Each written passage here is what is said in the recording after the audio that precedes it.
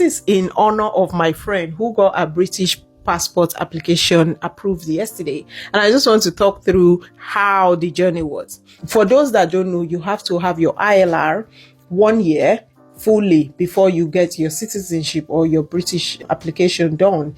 If you are using the 10-year route or you're using the 5-year skilled work visa route. If you have spousal or you're using spousal route, meaning you're married to someone who is a British national, then you don't have to wait for that 1 year.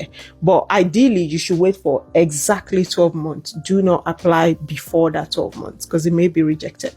So anyway, this my sweetheart was able to do that, and then she applied. She was due in March, actually, her 12 months was due in March, but didn't apply until. And then once the application goes through. So the process generally is for the ILR. Some of you may know, because I've done a video on ILR that I put online somewhere last year. So the ILR, you would have your ILR, you will have your documentation, and I can go through all of the documents required. It can be a whole lot.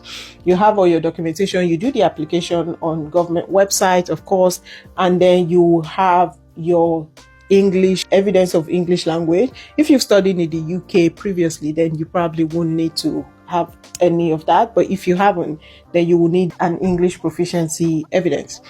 Then you would have your life in the UK test.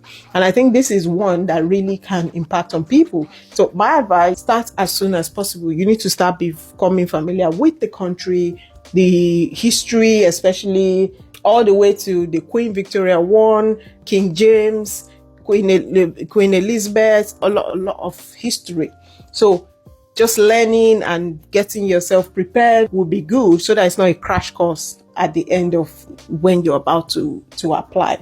So that is also done. And then once that is done, you pay. So for the payment for the ILR, it was £2,850, I think. And then you can have priority. Priority gives you the outcome in 5 days, and that will be as additional £500.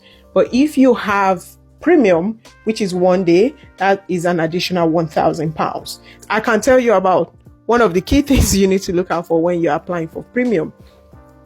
So that being said, the other part then goes on to the British application itself.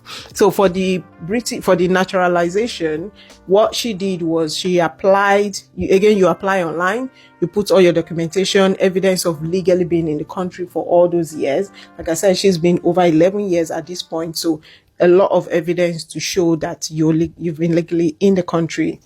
And then she had, and then you do the payments. The cost at that time was about £1,788, so almost £1,800.